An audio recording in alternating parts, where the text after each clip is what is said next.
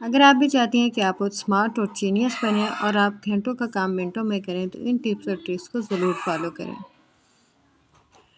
آٹا تو آپ روز ہی گوندھتی ہیں، لیکن اگر آپ آٹے میں 2 چمچ گھی اور تھوڑا سا نمک ایڈ کر دیں تو اس کے ساتھ آپ بہت ہی سافٹ سی ایک ڈو تیار کریں گے، جس کے ساتھ سافٹ اور ایک دم پھولی پھولی روٹیاں بنیں گی اور کبھی بھی آپ کی روٹی سخت نہیں ہوگی۔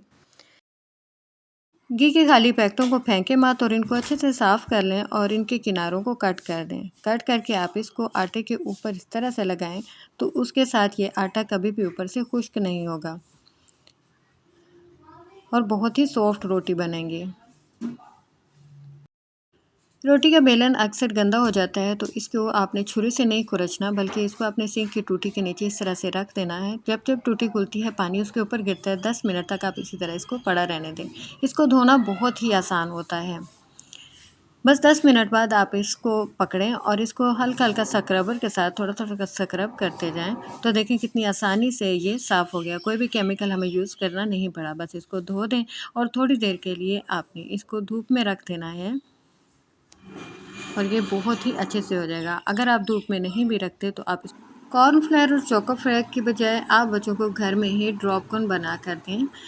1 کپ میدے میں 1 ٹیبل سپون آپ نے کوکو پاؤڈر ایڈ کرنا ہے، ½ ٹیبل سپون آپ نے یسٹ ڈالنا ہے، 2 ٹیبل سپون آپ نے اس میں چینی اور 2 چٹکی نمک ایڈ کر کے اس کو تھوڑا سا مکس کر لینا ہے۔ ½ کپ اس میں آپ نے پانی ایڈ کر دینا ہے اور ایک گھول سا بنا لینا ہے۔ اس کو 1 گھنٹے کی ریسٹ پہ رکھنے سے پہلے آپ نے اس میں 2 چمچ گھی ڈال دینا ہے۔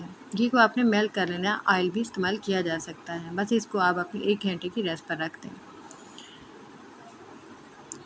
تھوڑا سا رائس ہو جائے گا۔ اب یہ والی آپ نے ایسی بوتل ضائع کر دیتے ہیں، ان بوتل کو آپ نے ضائع نہیں کرنا بلکہ ان کو سیو کر لینا ہے۔ اس میں سوس تھی تو اس کو ہم اسی طرح سے یوز کر لیں گے، اس کو دھونے کی بھی ضرورت نہیں ہوتی۔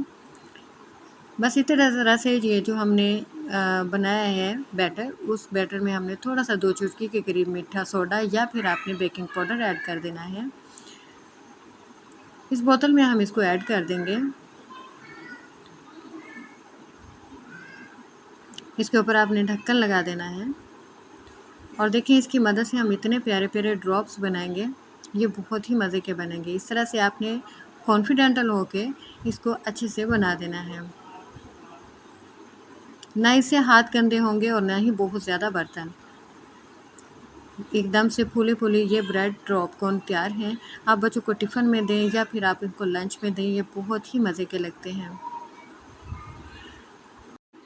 پانی کی ڈھیروں بوتلیں ہم بھر بھر کے تھک جاتے ہیں، گرمیوں کے دن بہت زیادہ پانی استعمال کیا جاتا ہے اور ہم اتنی بوتلیں بھرتے ہیں کہ سارا دن ہم نے یہی کام پکڑا ہوتا ہے۔ جب ہم پانی رکھتے ہیں اور جب پینے کے لیے نکالتے ہیں تو پھر بھی خالی بوتل ہی ملتی ہے۔ اس کے لیے آپ نے کرنا کیا ہے کہ ایک برف کا ڈبہ نکالنا ہے، اس کو آپ نے ایک کولر میں ڈالنا ہے اور کولر بھر کے آپ نے کچن میں رکھ دینا ہے۔ اس سے آپ کو بھری ہوئی پانی کی بوتلیں بھی فریج سے ملیں گی اور کوئی منہ کو لگا کے پانی بھی نہیں پیے گا، ہائیجینک پانی آپ کو ملے گا۔